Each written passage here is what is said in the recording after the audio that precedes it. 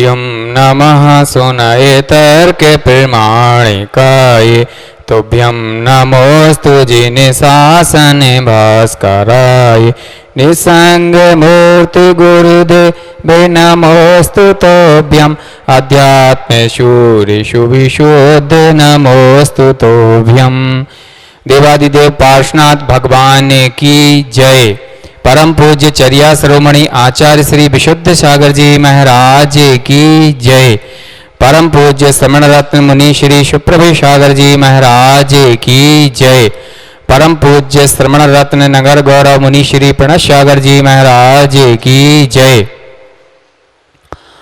जय जिनेन्द्र बंधुओं, सम्यक समाधान के इस सुप्रभु आवाज यूट्यूब चैनल के कार्यक्रम में आप सभी का स्वागत है, अभिनंदन है। हम सब विगत दिनों से अनवरत रूप से परम पूज्य मुनि श्री सुप्रभु सागर जी महाराज के माध्यम से सम्यक समाधान के कार्यक्रम में बड़ी संख्या में जुड़ करके भारतवर्ष के विभिन्न स्थानों से आने वाले विविध तरह के समीचीन विकल्पों का सम्यक समाधान निरंतर प्राप्त कर रहे हैं।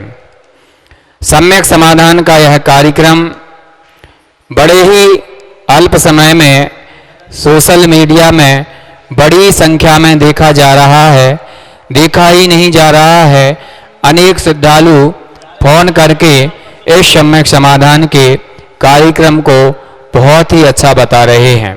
उसका कारण है परम पूज्य मुनि श्री सुप्रभु सागर जी महाराज जो प्रश्नों का हमें उत्तर प्रदान करते हैं वह आगम के आलोक में होता है और वर्तमान संदर्भ को लिए होता है, और साथ ही प्रत्येक प्रश्न का समाधान बड़े ही सरस तरीके से तो होता ही है, लेकिन जो समाधान करने की जो आपकी शैली है उसको आगम प्रमाण के उद्धरण देते हुए और वर्तमान संदर्भ से घटाते हुए आप बड़े ही सरलता से उनका समाधान प्रदान करते हैं।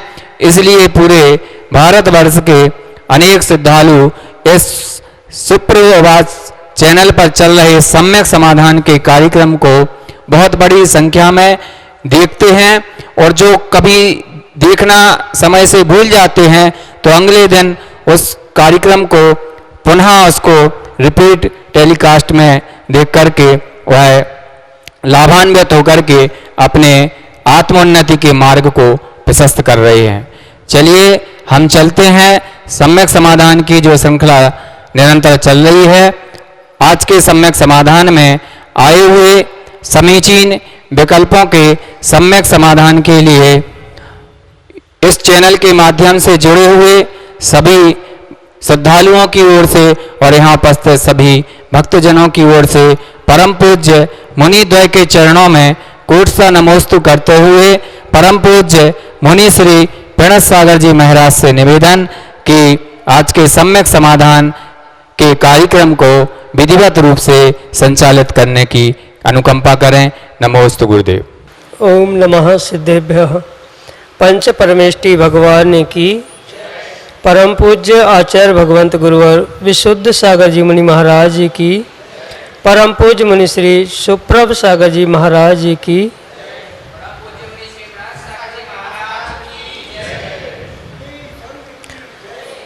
परम पूज्य आचार्य भगवंत गुरुवर विशुद्ध सागर जी महाराज के मंगल सभाशीष से एवं उनकी महती अनुकंपा से हम सभी सम्यक ज्ञान की उस विधा को समझ रहे थे जिसको परम पूज्य मुनि श्री सुप्रभ सागर जी महाराज ने सम्यक समाधान नाम दिया। सम्यक समाधान एक ऐसी विधा जिससे हमारे जीवन में आत्म कल्याण का मार्ग प्रशस्त हो रहा है। ऐसी उस समीचीन विकल्पों की सम्यक समाधान की श्रृंखला को यहाँ प्रारंभ करते हैं और देश के विभिन्न अंचलों से अनेकानेक समीचीन प्रश्न हमें यहाँ प्राप्त हो रहे हैं और उनका यथाक्रम से परम पूज्य मुनि श्री सुप्रभ सागर जी महाराज आगमोक्त विधि से सम्यक समाधान दे रहे हैं। आज का पहला विकल्प प्राप्त हुआ है आदित्य जैन नायक, ललितपुर, उत्तर प्रदेश से। महाराज श्री के चरणों में बारंबार नमोस्तु निवेदित करते हुए अपना समीचीन विकल्प रख रहे हैं कि महाराज जी आचार्य मानतुंग स्वामी को जब हथकड़ी और बेड़ियाँ पहनाकर काल कोठरी में बंद कर दिया था तो उन्होंने भक्तामर स्तोत्र कैसे लिखा, उनके पास सामग्री कहाँ से आई, और यदि नहीं लिखा तो उनका ऐसा लिखते हुए चित्र क्यों बनाया जाता है। सम्यक समाधान के माध्यम से हमारे समीचीन विकल्प का सम्यक समाधान करने की अनुकंपा करें। नमोस्तु महाराज जी, नमोस्तु। ओम नमः सिद्धम। परम पूज्य आचार्य भगवान गुरुवर विशुद्ध सागर जी महाराज की, परम पूज्य मुनि श्री सुप्रभ सागर जी महाराज की। परम सत्य तो यही है कि मानतंग स्वामी को जब उस काल कोठड़ी में बेड़ियों के साथ बंधन में बांधा गया था, उस समय पर उन्होंने जो भक्तांबर का लेखन किया, ऐसा कहा जाता है वह लेखन मात्र उपचार से ही कहा जाता, क्योंकि जैसा आपने विकल्प भेजा है बिल्कुल वैसा ही वहाँ पर स्थिति और वैसी ही परिस्थिति वहाँ पर थी। उनके हाथ पैर परिपूर्ण रूप से बेड़ियों और साखलों से बंधे हुए थे। ना उनके पास लिखने के कोई साधन, कापी पेन या कोई लिखने के लिए चौक आदि कुछ भी साधन वहाँ पे नहीं थे। ये मात्र कहा ऐसा जाता है कि उस कोठड़ी में, काल कोठड़ी में मानतुंग स्वामी ने उसकी रचना की थी। उसको कहते हुए या चित्रित करते हुए यह एक चित्रण करने की कला के रूप में उनको बेड़ियों के साथ लिखते हुए बताया गया। यह परम सत्य है कि जब भक्तांबर की रचना हुई थी, वहाँ भक्तांबर की रचना ही हुई थी, लेखन बाद में हुआ था। क्योंकि ये भी बात हमें बहुत अच्छे से विचारणीय या चिंतनीय विषय है कि जो पूर्वाचार्य थे वह एक पाठी आदि होते थे। उन्होंने जिस ग्रंथ को पढ़ लिया या जो कोई रचना आदि कर ली, उन्होंने एक बार अपने मस्तिष्क में, अपने भीतर रचना कर ली। उनको जरूरी नहीं था कि प्रत्येक शब्द पहले कॉपी पे लिखा जाए, जांचे और फिर वो पक्का हो। आज वर्तमान में यही हमारे देखने में आता है।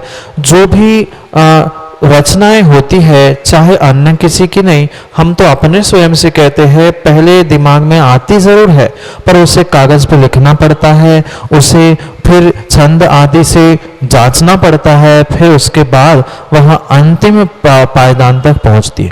पर यह सब कुछ पूर्वाचार्यों के साथ और विशेष करके कुंद स्वामी, मानतुंग स्वामी आदि के साथ यह घटित नहीं होता, क्योंकि उनका इतना तीव्र क्षम था। उन्होंने अपने दिमाग में, मस्तिष्क में जो रचना कर ली, वह उनके लिए एक स्थायी रूप, धारणा रूप बन जाती थी।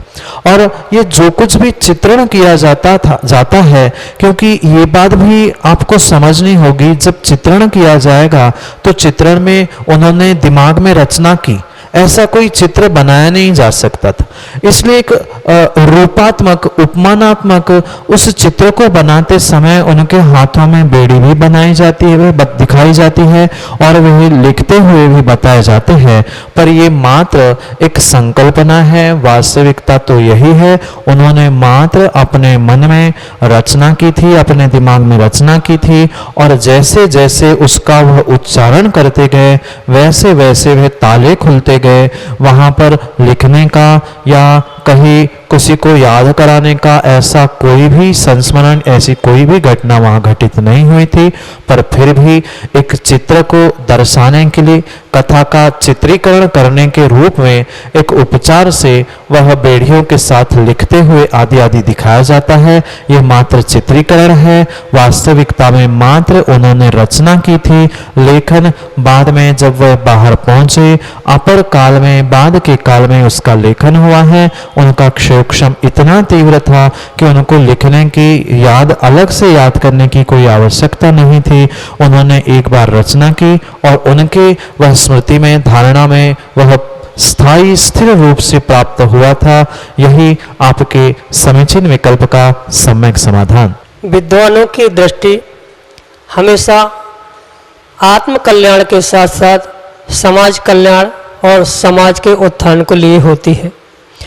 और यदि कोई विद्वान साथ में पत्रकार हो तो वह प्रतिपल समाज के उत्थान और समाज के कल्याण के प्रति जागृत रहता है।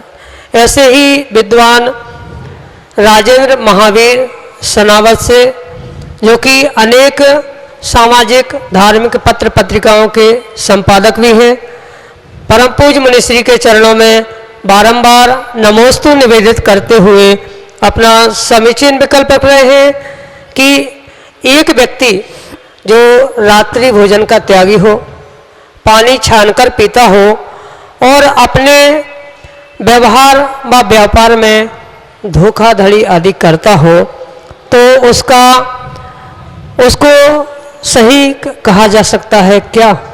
हमारे समीचीन विकल्प का सम्यक समाधान करने की अनुकंपा करें। नमोस्तु महाराज जी, नमोस्तु। राजन जी, किसी भी प्रकार से इस बात को सही तो नहीं कहा जा सकता, पर अगर हम बहुत शांति से, थोड़ा सा अनेकांत से अगर विचार करें तो हमें यह बहुत विचारणीय और चिंतनीय विषय बनने के लिए प्रवृत्त कर सकता है। यह इसलिए विचारणीय चिंतनीय है क्योंकि जो बहिरंग रूप में उसने भोजन का, पानी आदि का त्याग किया है, क्योंकि हम तो देखने वाले मात्र व्यवहार पक्ष को देख रहे हैं, उसके बहिरंग क्रियाओं को देख रहे हैं, उसके अंतरंग परिणामों की परिणति वो स्वयं और स्वयंभू दो ही सत्य रूप से जान सकते। कहने का आशय इतना ही है कि वह जो क्रियान्वित कर रहा है भोजन का, पानी का त्याग आदि, वह किस अपेक्षा से कर रहा है? अगर वहां भी उसकी दूसरों को धोखाधड़ी या मायाचारी करके मैं बहुत धर्मात्मा हूँ यह बताने का अगर उसका प्रयास चल रहा है, पुरुषार्थ चल रहा है, तो वह तो सरासर गलत है ही, क्योंकि वह मात्र दुनिया की प्रशंसा के लिए, कोई मुझे धर्मात्मा कहे, इस अभिप्राय से अगर भोजन पानी का त्याग कर रहा है तो वह उसकी सरासर मायाचारी धोखाधड़ी है और वह धर्मात्मा की श्रेणी में नहीं आ सकता। ये हम परिपूर्ण रूप से किसी को उसे सर्वथा ऐसा नहीं कह सकते, क्योंकि हम मात्र उसके व्यवहार पक्ष को जान रहे हैं, उसके परिणाम वह स्वयं ही जानता है। परिणति से हम 100% निर्णय नहीं कर सकते। हाँ, व्यवहार से उसके प्रत्येक क्रिया में होने वाला विवेक, प्रत्येक क्रिया में उसकी होने वाली अप्रमत्त अवस्था, उससे तो हम व्यवहार जन्य उसके जीवन के विषय में, धर्मात्मा के विषय में पहचान कर सकते हैं, पर परिपूर्ण रूप से निर्णय केवल ही भगवान या वह स्वयं जीव कर सकता है, अन्य नहीं कर सकता। रही बात व्यापार और क्रिया आदि में उसकी धोखाधड़ी करना, यह आज के वर्तमान के प्रत्येक जीवों का बहुत ही साधारण सा धर्म हो चुका है।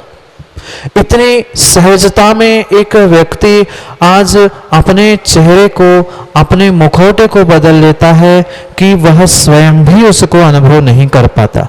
जब देवशास्त्र गुरु के सानिध्य को प्राप्त होता है तब उसका मुखौटा कुछ और होता है, जब घर परिवार के साथ होता है तब उसका मुखौटा कुछ और होता है, और व्यापार काम आदि के निमित्त से उसका मुखौटा परिपूर्ण भिन्न ही हुआ करता है। यह परम सत्य है, चाहे वह दिखाने के लिए धोखाधड़ी करे या बिना सोचे समझे धोखाधड़ी करे, यह परम सत्य है। उसे उस धोखा का मायाचारी का फल नियम से मिलेगा। व्यक्ति अगर ये सोचता है कि मैं किसी के साथ धोखा करने से, मायाचारी करने से या झूठ बोलने से मेरा काम सफल हो रहा है, तो यह भी उसकी स्वयं के साथ ही धोखाधड़ी है, मायाचारी है। यह परम सत्य है कि उसका वह कार्य व्यापार में भी क्यों ना हो, चाहे गृहस्थी में भी क्यों ना हो, धोखाधड़ी करना उसका कार्य अच्छा नहीं था। पर यह भी बात हमें समझनी होगी, अगर वह जीव मात्र व्यापार में धोखाधड़ी करते हुए ईमानदारी से रात्रि भोजन, पानी आदि का त्याग करके कम से कम घर गृहस्थी में या कम से कम अपने लिए कुछ धार्मिक क्रियाओं को करने का प्रयास कर रहा है, तो कुछ कर रहा है, कुछ ना करने की अपेक्षा से वह करना भी सही है। इसलिए सर्वथा किसी को गलत, सर्वथा किसी को सही निर्णय करने का सूक्ष्म हमारे छद्मस्त जीव के पास नहीं हो सकता। अगर उसकी वास्तव में ईमानदारी की भावना है कि मैं पापों से बचूं, जो मैं व्यापार आदि में धोखाधड़ी कर रहा हूँ, उससे बचने के लिए कुछ नियम संकल्प रूप मैं घर में सात्विकता से जीवन यापन करो, इस अभिप्राय से उसने अगर रात्रि भोजन, पानी आदि छोड़ा है, तो वह ठीक है, बहुत अच्छा होता, वह व्यापार की धोखाधड़ी भी छोड़ देता। पर नहीं हो रहा है, कम से कम घर में अपने स्वयं के लिए ही वह रात्रि भोजन आदि को छोड़ रहा है, पानी आदि को छोड़ रहा है आदि, वह भी उसका कथनचित प्रशंसनीय है। पर परिपूर्ण रूप से तभी वह प्रशंसनीय होता जब व्यापार में भी वही चर्या वह प्रयोग करता। पर वह पूर्व संस्कार के कारण अगर वह वैसा नहीं भी कर रहा है, वह संक्षिप्त में मात्र स्वयं के लिए भी अनछने पानी का या रात्रि भोजन का त्याग करके एक श्रावक बनने का पुरुषार्थ कर रहा है, तो भी उसका वह कार्य बहुत प्रशंसनीय इसलिए है कि आज नहीं तो कल कभी ना कभी उसको अपने व्यापार में, अन्य कार्यों में किए जाने वाली धोखाधड़ी का बोध हो जाएगा। तो नियम से आने वाले समय में वह रात्रि भोजन जैसे ही उसका भी त्याग करेगा। क्योंकि ये बात हमें बहुत अच्छे से समझनी होगी कि जैन व्यक्ति का पहला अगर कोई चिन्ह है तो रात्रि भोजन त्याग और अनछने पानी का त्याग है। जब तक वह उनका त्याग नहीं कर रहा है, तब तक परिपूर्ण रूप से वह श्रावक या जैनी कहने के योग्यता को प्राप्त नहीं हो सकता। फिर उसके बाद जो व्यापार आदि में उसकी धोखाधड़ी हो रही है, वह परिपूर्ण रूप से उसके अन्य जो व्रत आदि में उसके लाने वाले अतिचारों में उसको हम ग्रहण कर सकते हैं। पर इसलिए यह हमें परिपूर्ण रूप से सारासार का विचार करते हुए, सर्वांगीण विचार करते हुए निर्णय करना होगा। वह निर्णय तो वास्तविकता में वही जीव कर सकता है, पर यह करना कभी भी एकांत से प्रशंसनीय भी नहीं है और एकांत से निंदनीय भी नहीं है। कौन व्यक्ति कैसा है, उसके साथ लंबे समय तक बैठने के बाद ही हम निर्णय कर सकते हैं कि वास्तविकता में उसने व्यापार में धोखाधड़ी की है कि त्याग आदि करके सबके साथ धोखाधड़ी कर रहा है। वह निर्णय हम वास्तविकता में उस व्यक्ति से मिलकर ही करें और उसके बाद ही उसके विषय में सोचे, तो ही हमारे सम्यक के विषय में हम श्रद्धान कर सकते हैं, तभी हम एक सम्यक दृष्टि बन सकते हैं, अन्यथा नहीं बन सकते। क्योंकि कोई भी ब्रह्मांड में ऐसा राजन जी जीव नहीं होगा कि जिसमें कोई दोष नहीं होंगे। इसलिए अगर उन दोषों को ही हम देखते रहेंगे तो हमारा सम्यक हमसे दूर हो जाएगा। अगर उन दोषों में भी एक गुण को, रात्रि भोजन और अनछने पानी का त्याग रूप गुणों को हम ग्रहण कर रहे हैं, तो हमारा ही सम्यक में, हमारे ही सम्यक में वृद्धि होगी। इसलिए हम दोषों को ना देखकर गुणों को देखें, पर वह गुण भी वास्तविकता में मायाचारी, छल कपट, धोखाधड़ी से दूर होने चाहिए, तो ही हमारा काम और उसका भी कार्य बनेगा। उसका काम तो उसके पास था, पर अगर हम दोषों को छोड़कर उनके एक भी 100 में से एक गुण को भी देख रहे हैं तो हमारा तो सम्यक वर्धन होगा ही और हम अपने आप को धर्मात्मा साबित करेंगे। यही आपके लिए संक्षेप से सम्यक समाधान। अगला विकल्प ललितपुर उत्तर प्रदेश से अनन्य गुरु भक्त गेवालाल जी सतवैया, दिगंबरजन पंचायत समिति के त्यागी वृत्ति संयोजक, महाराज श्री के चरणों में बारंबार नमोस्तु निवेदित करते हुए अपना समीचीन विकल्प रख रहे हैं कि महाराज जी, जब पूजा करने के पूर्व ठोना में उपचार से भगवान को आमंत्रित कर सकते हैं, तब फिर उपचार से ही सिद्ध शिला में पदस्थ सिद्ध भगवंतों को भक्ति के कारण अपने हृदय में विराजमान करने हेतु भावना क्यों नहीं भा सकते हैं। हमारे समीचीन विकल्प का सम्यक समाधान करने की कृपा करें।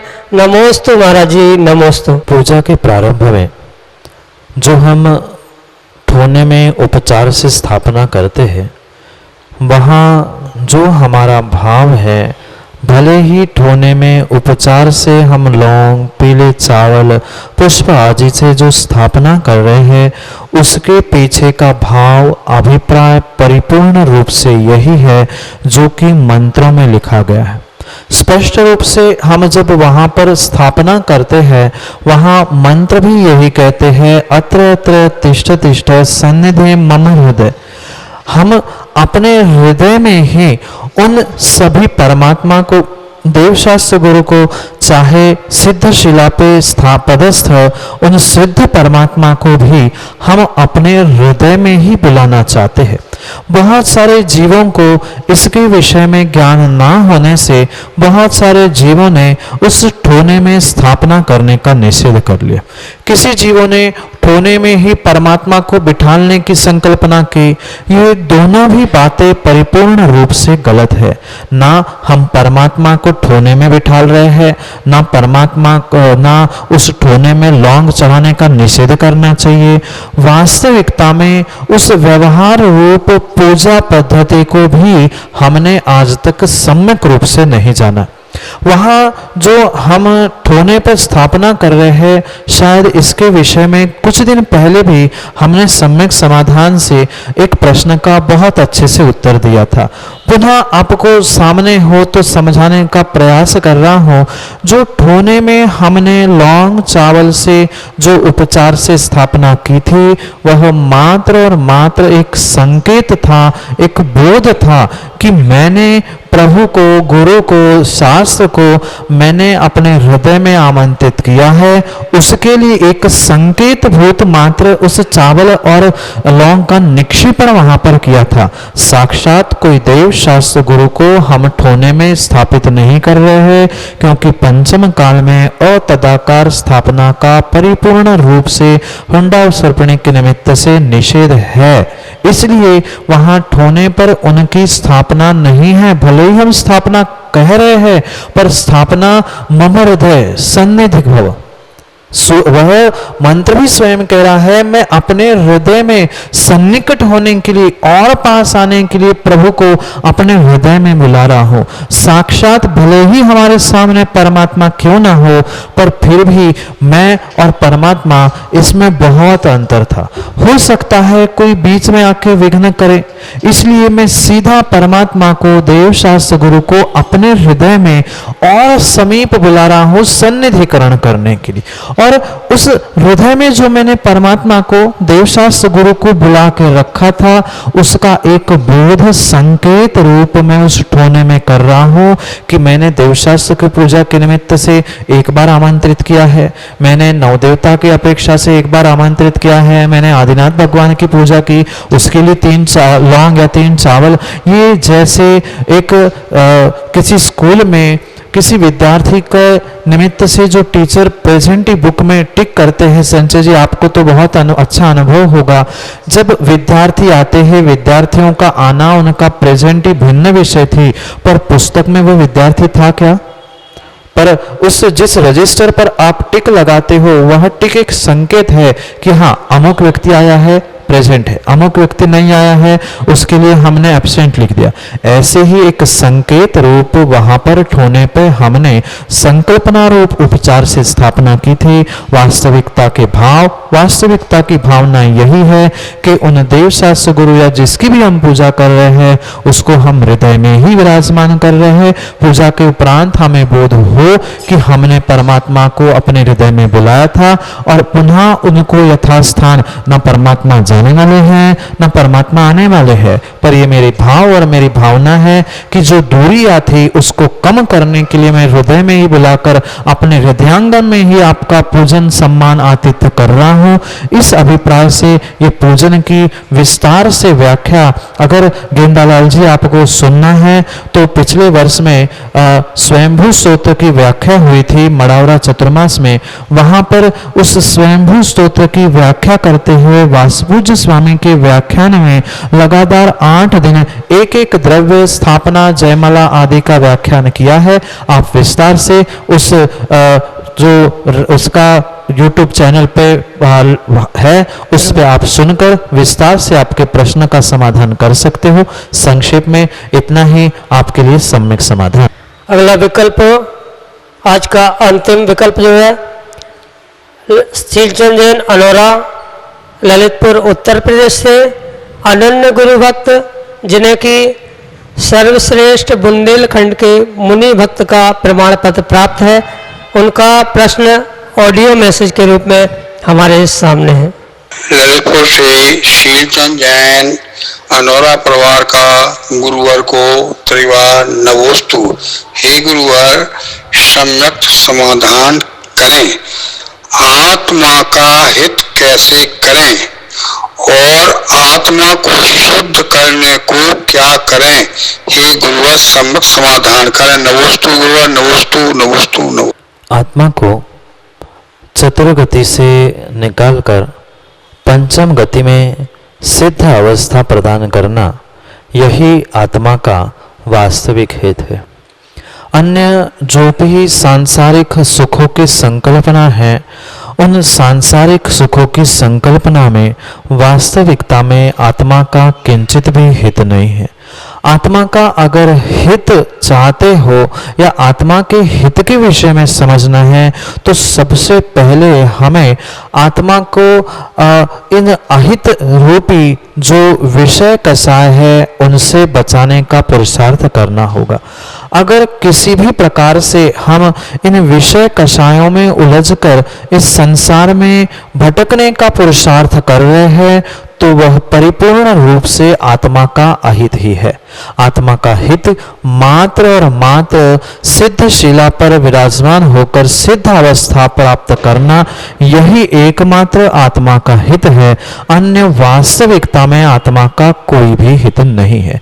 भले ही हम व्यवहार से आज कोई लौकिक जीवन में कह दे धन संपत्ति नाम प्रतिष्ठा, यह वास्तविकता में आत्मा का हित नहीं है, क्योंकि ये पुनः हमें संसार में घुमाने के लिए और दुख उत्पन्न करने के ही साधन है।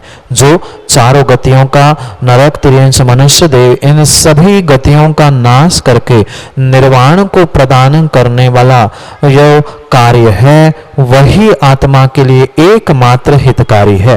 और वही हित तभी संभव है जब हम आत्मा को शुद्ध करेंगे या शुद्ध करने का पुरुषार्थ करेंगे। परिपूर्ण रूप से शुद्ध तो हम पंचम काल में आत्मा को कर नहीं सकते, पर शुद्ध बनाने का पुरुषार्थ हम इस पंचम काल से प्रारंभ कर सकते, क्योंकि हित ही आत्मा की शुद्धि में है और आत्मा की शुद्धि में ही आत्मा का हित है।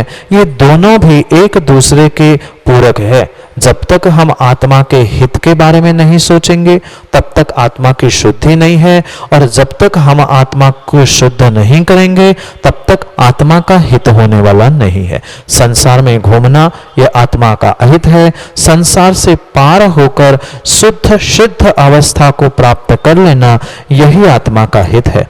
और उस आत्मा की शुद्धि के लिए हमें सबसे पहले 4 आराधनाओं को प्राप्त करना बहुत आवश्यक है। मात्र रत्नत्रय से काम नहीं बनेगा। रत्नत्रय तो पहला हेतु है ही, पर उसके साथ साथ शुद्धि के लिए, जैसे सोने की शुद्धि के लिए उसे तपाया जाता है, भोजन की भी शुद्धि के लिए, पानी की शुद्धि के लिए, प्रासुखीकरण के लिए उसे तपाकर गर्म करके ही उसका शुद्धिकरण होता है, ऐसे ही आत्मा की शुद्धि के लिए सम्यक दर्शन, सम्यक ज्ञान, सम्यक चारित्र के साथ साथ सम्यक तप, इन चारों आराधनाओं को जो आराध्य करता है, उसकी भावना भाता है, उसकी आराधना करता है, वही अपने सिद्ध शुद्ध जो शक्ति रूप भगवान आत्मा है उसको ही प्रकट करने की शक्ति रखता है। हित और शुद्धता परिपूर्ण रूप से मेरे भीतर होने पर भी वह अभी मात्र शक्ति रूप है। प्रकट करने के लिए हमें इन चार आराधनाओं का समय पर समय का प्रयोग करके उसकी शुद्धि कर सकते हैं, अन्यथा यह शुद्धि का साधन नहीं बन सकता। यह संक्षेप से परमाशीष के साथ आपके लिए सम्यक समाधान। तरह से आज के इस कार्यक्रम में आए हुए समीचीन विकल्पों का सम्यक समाधान परम पूज्य गुरुदेव सुप्रभु सागर जी महाराज ने हम सभी को प्रदान किया। परम पूज्य मुनिश्री जहाँ अपनी आत्म आराधना में, ज्ञान आराधना में सतत संलग्न होते हुए तपोवर्धन निरंतर कर रहे हैं, वहीं सौ परोपकार की दृष्टि से सम्यक समाधान के माध्यम से प्रक्षणा स्वाध्याय को हम सभी को निरंतर कराते हुए संसार सागर से पार उतरने का मार्ग हम सभी को बता रहे हैं। आप सबसे आग्रह है कि आपके मन में भी कोई समीचीन विकल्प है, कोई ऐसा प्रश्न है जिसका आप समाधान चाहते हैं, तो आप सम्यक समाधान के इस कार्यक्रम में ऑनलाइन के माध्यम से हम तक वह सम्यक विकल्प प्रेषित करें। हमारे सुप्रभात यूट्यूब चैनल की स्क्रीन पर जो पट्टी चल रही है उस पर हमारे व्हाट्सएप नंबर एवं ईमेल आईडी निरंतर प्रसारित हो रहे हैं। आपकी सुविधा की दृष्टि से आपको वह नंबर बता देना चाहूँगा।